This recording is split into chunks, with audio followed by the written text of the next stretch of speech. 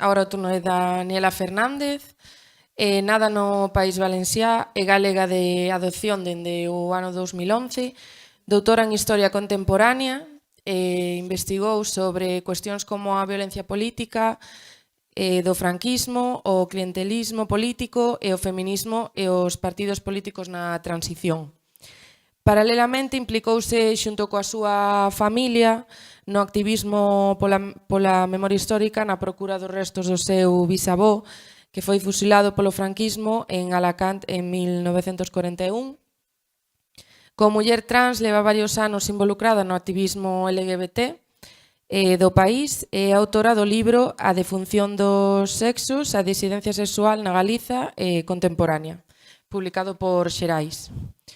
Hoxe convidámola como comisaria da exposición Sen Cancelas, a historia da disidencia sexual galega, unha iniciativa do Consello da Cultura Galega que está a dispor dos centros de ensino galegos e que ten tamén unidade didáctica.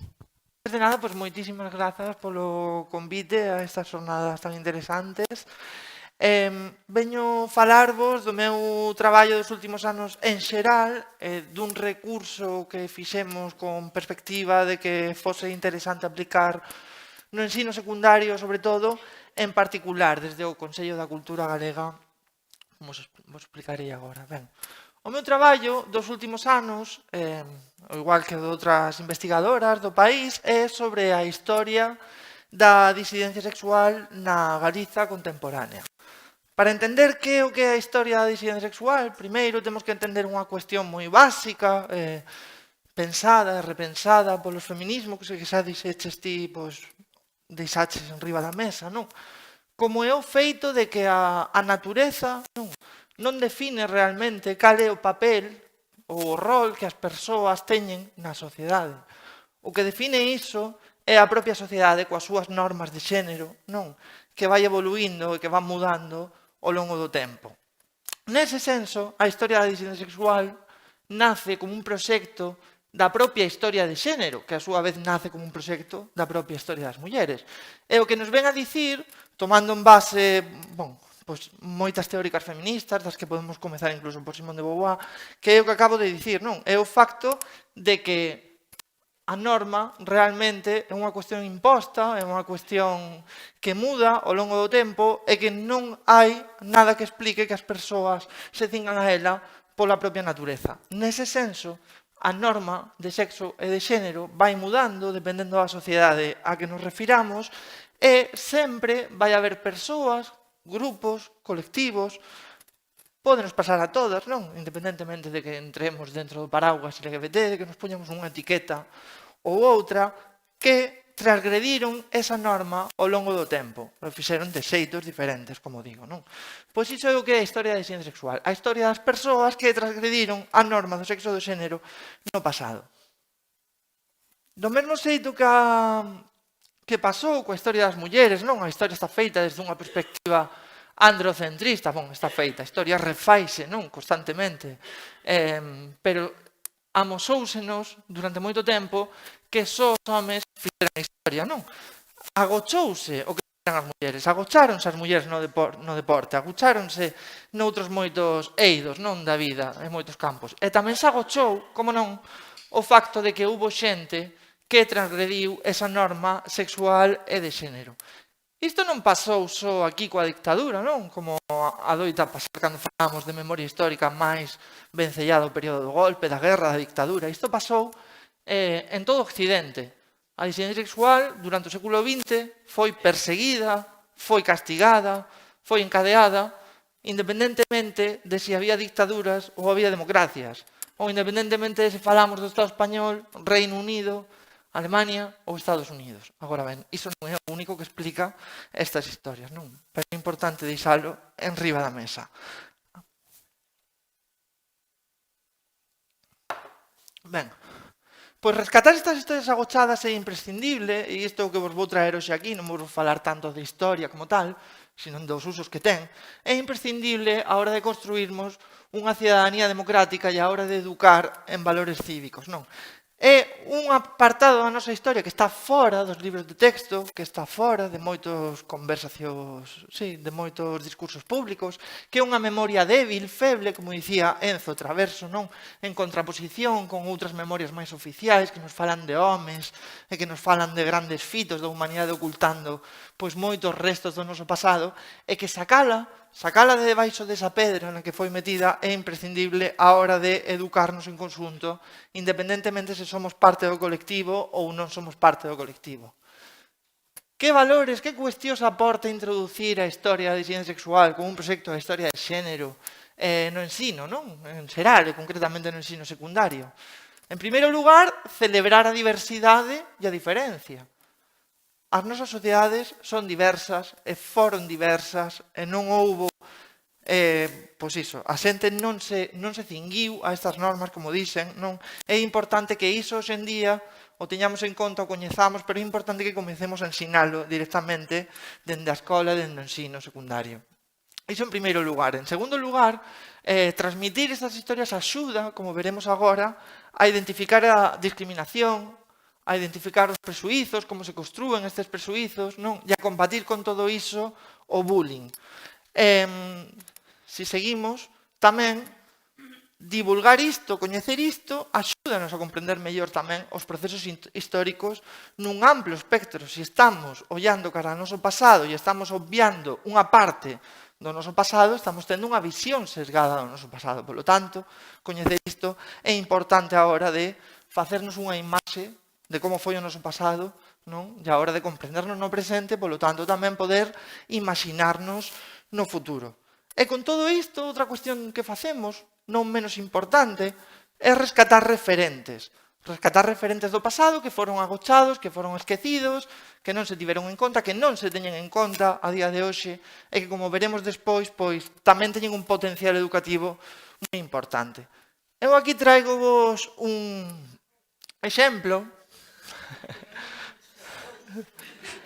Se fixo a luz, traigos un exemplo que, vou vos falar en xeral de Escocia como país, de Scotland, en concreto dun proxecto dali. En Escocia, en o ano 2017, creo que é obrigatorio que nos currículums educativos, non sei se de primaria, pero se de secundaria, haxa un tratamento específico e transversal da cuestión, podemos chamarlle en xeral da cuestión LGBT, pero isto vai polo miúdo, non? Hai unha parte moi importante do que é a historia LGBT. A historia LGBT ten que estar nos colexios e ten que estar nos institutos, non? Se alguén de aquí ten curiosidade por isto que estou contando, ou por estes proxectos de Escocia, hai unha web que se chama Time for Inclusive Education, que recolle moitos materiais desde que isto se fixo, desde que se legislou neste senso en Escocia, e que divulga, non? E que sí que é certo que están en inglés, pero que poden ser útiles polo menos para facernos unha idea de como introducir este tipo de contidos. Aquí vos traio un exemplo.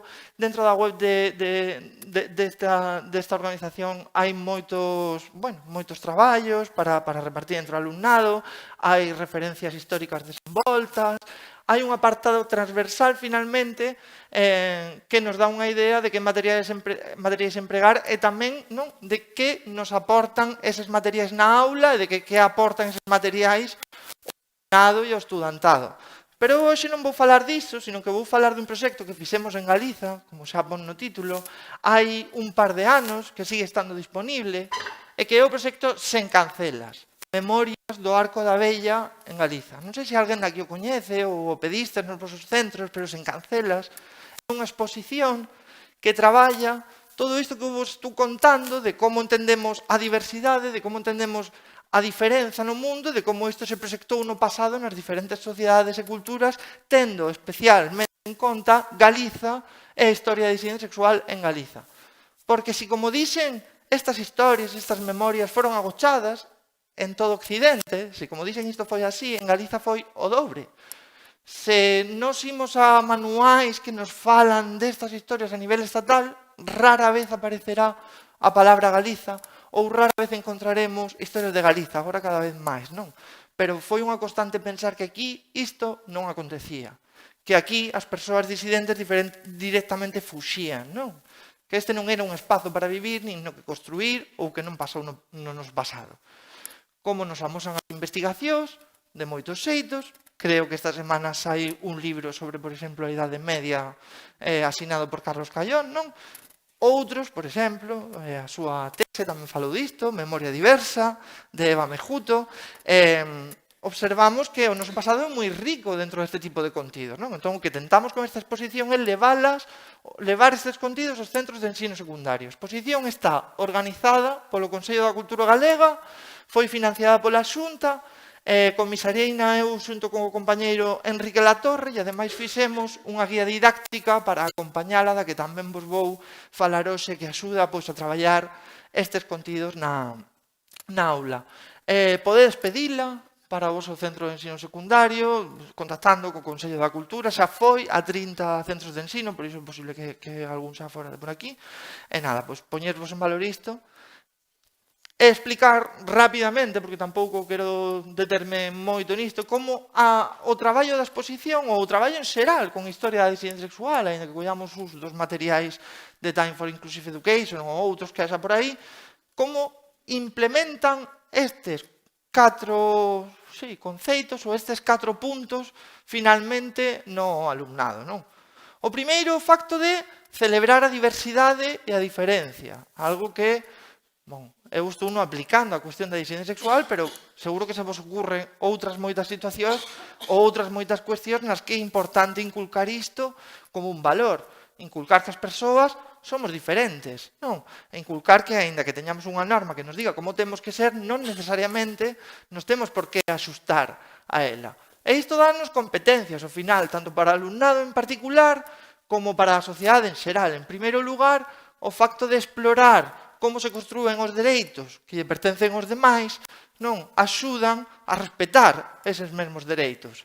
O feito de entender que todas as persoas somos diversas, non? Ou incluso que a diversidade se expresou de diferentes xeitos nas diferentes épocas, pero que sempre estivo aí. Sempre, polo menos, que houve unha norma que nos dixo como tiñamos que ser, non?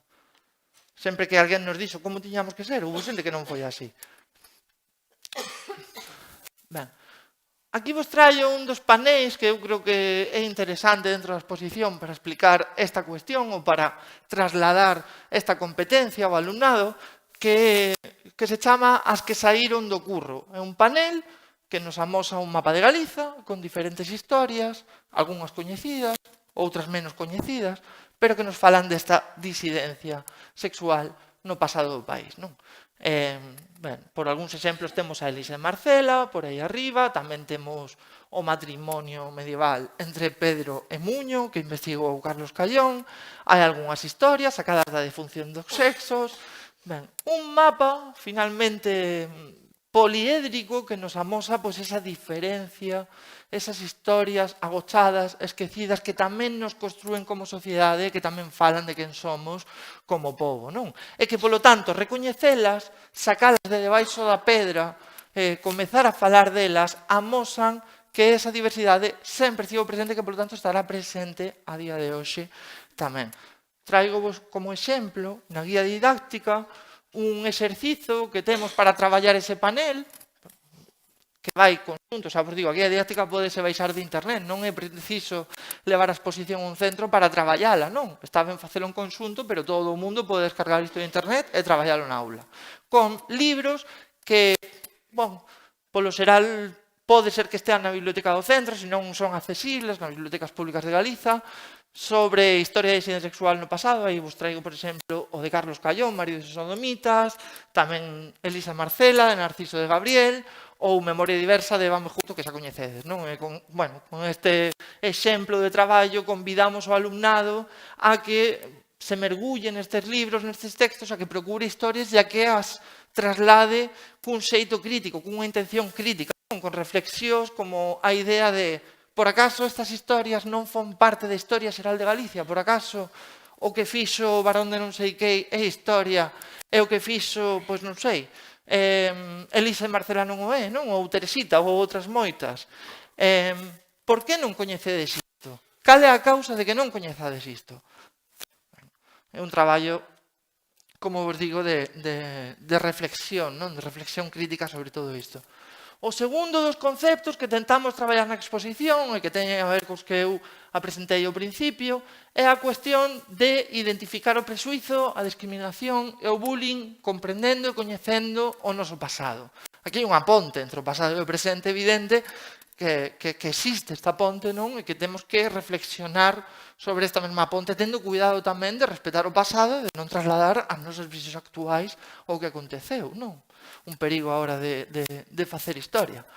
Sí, aprender do pasado, coñecendo isto, non, axuda a identificar as repercusións que ese pasado tivo sobre certos colectivos e como a día de hoxe esas repercusións siguen afectando, non? O que pasa, a discriminación que existe, non é casual, ten unha trayectoria, construíse dun xeito, ten uns argumentos, ten unha ideoloxía, e é importante coñecer iso, porque moitas veces replicámolo pensando que, bon, que non ten nada a ver co que veo antes, pero realmente si ten moito a ver cando coñecemos a quitarlle as follas a esa cebola, non? De ese mesmo pasado.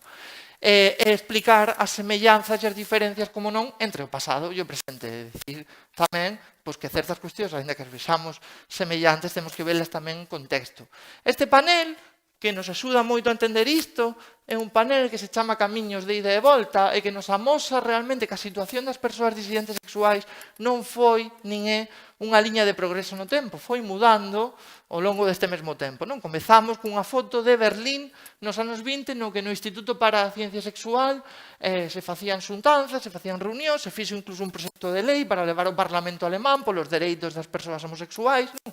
Había o que moitas investigadoras bautizaron como o primeiro activismo de Europa do século XX. Sen embargo, pouco despois, co ascenso dos nazis, o poder, a Biblioteca do Instituto para a Ciencia Sexual foi a primeira en ser asaltada e queimada, non? E as persoas disidentes sexuais acabaron nos campos cun triángulo rosa, como moitas sabedes. E facemos un percorrido por como foi esta situación tanto na España, no Estado español, como na Galiza, que de novo foi un camiño de ida e volta. As leis que criminalizaron a disidencia sexual, aínda que xa estaban no Código Penal desde o 19, fixéronse máis fortes, por dicilo así, a partir dos anos 50, coa modificación da Lei de Vagos e Maleantes da Segunda República e concretamente a partir dos anos 70. É importante coñecer os discursos que había por trás destas leis. Por exemplo, a lei do delito de escándalo público que estaba no Código Penal dicíanos que non era ilegal ser disidente sexual. O ilegal era que iso se vise, que iso trascendese, que saíse da tua casa, que saíse do ámbito privado, non? A día de hoxe, canta xente non escuitamos dicir a mí non me molestan a xente LGBT, pero por que o teñen que facer en público? Pois, o mellor se coñeceran que iso xa o dicían os suíces de principios do século XX ou do franquismo, entenderían de onde veñen moitas desas ideas de que o que cuestiona a norma ten que permanecer agochado, porque é o que nos ensinaron a todas. O que é anormal, o que é contranormativo, ten que estar agochado, porque nos fai repensarnos moitas cousas, non? É por iso xusto polo que queremos sacalo de debaixo desa pedra. Outra idea, por exemplo, disto, a cuestión do contaxio social. O contaxio social, dicir que a disidencia sexual se contaxia, foi un dos principais argumentos dos tribunais franquistas e durante a transición tamén a hora de punir as persoas disidentes sexuais. Non? Dicen, claro, que se isto é público, se isto é visible, contáxiase. Por lo tanto, temos que perseguilo e encadealo para evitar, para cortar eses contagios. Ben, temos, hoxe en día, xente dicindo en xornais de esquerdas, incluso, sí, mesmo, en debates en tertulias políticas, que o trans é un contagio social. Non. Por exemplo, temos estes exemplos. Sen dúbida, coñecer este pasado vai nos axudar a desmontar moitos presuizos e moitas ideas do presente. Como traballamos isto? Hai moitos exercicios na guía, vale? Eu simplemente vos traio exemplos. E exemplos situados no país, porque no país realmente este tipo de materiais son escasos, non? Cada día menos, pero son escasos.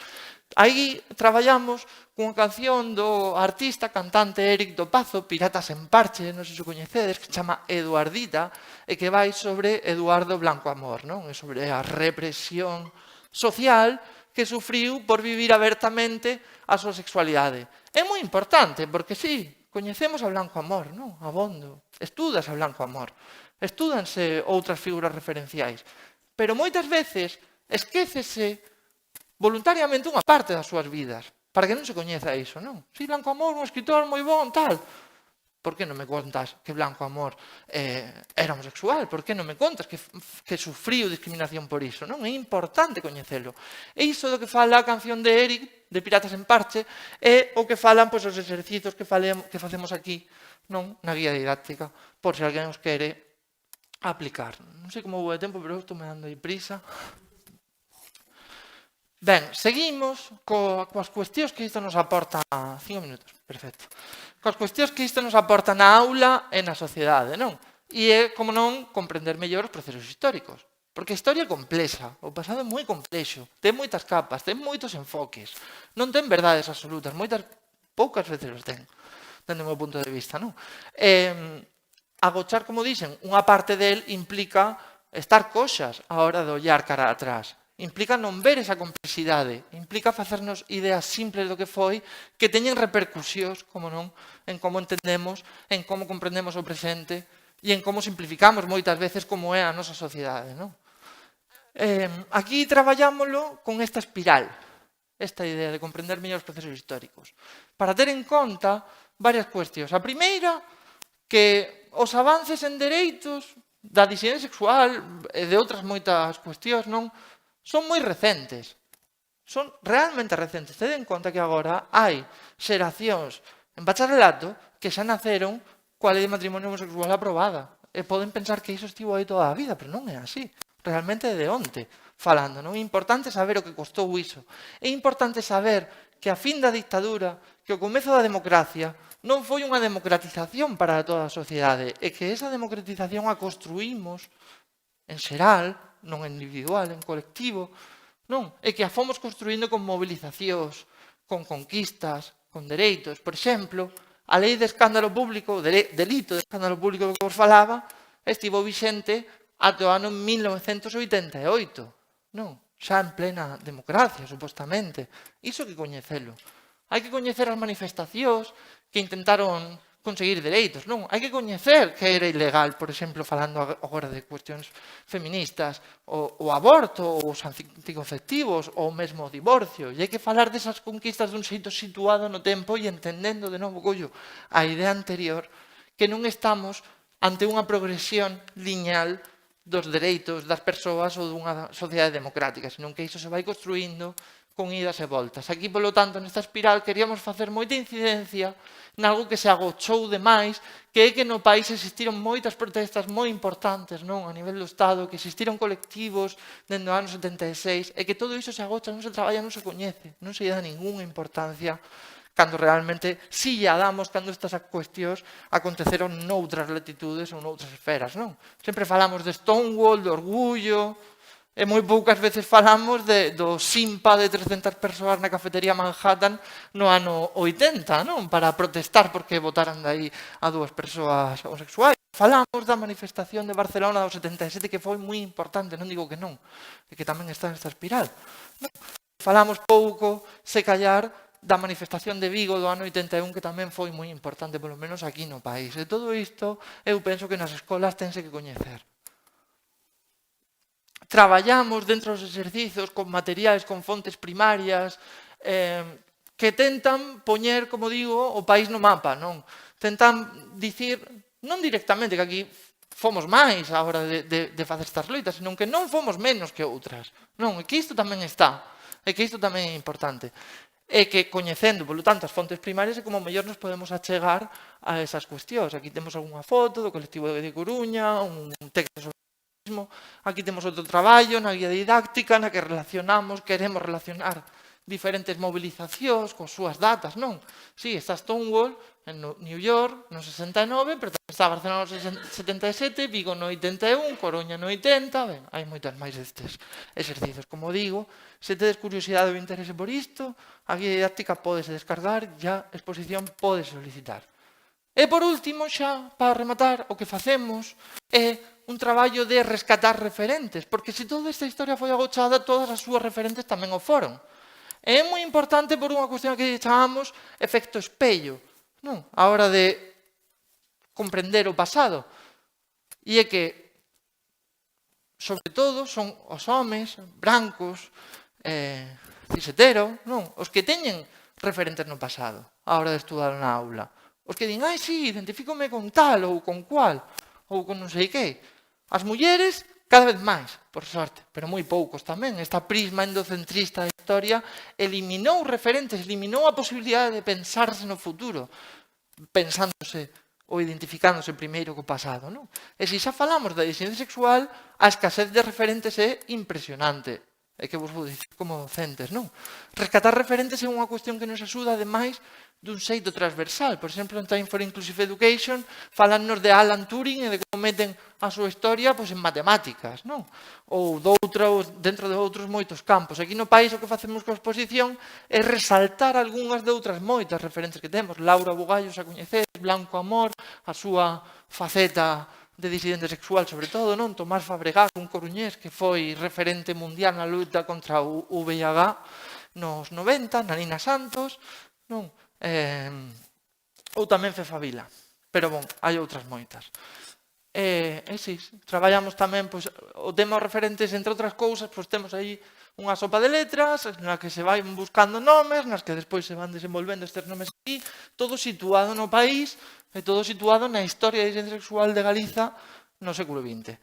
Ben, non me vou liar máis, tedelo online, estas cuestións, podedes entrar en Time for Inclusive Education se tedes a curiosidade, podedes entrar aquí, baixar a guía didáctica, podedes pedir a exposición, ou simplemente podedes levar libros á aula, o libro de Eva, ou o libro que novo que vais a ir de Carlos Callón, calquera destas cuestións. O importante é que agochar isto responde a unha axenda ideolóxica moi marcada que o que pretende facernos pasar a todas polo mesmo molde, volver a meternos debaixo desa pedra na que, según moitas, nunca debimos sair. Pero unha vez que xa saímos de debaixo desa pedra, nunca máis imos voltar. Obrigado.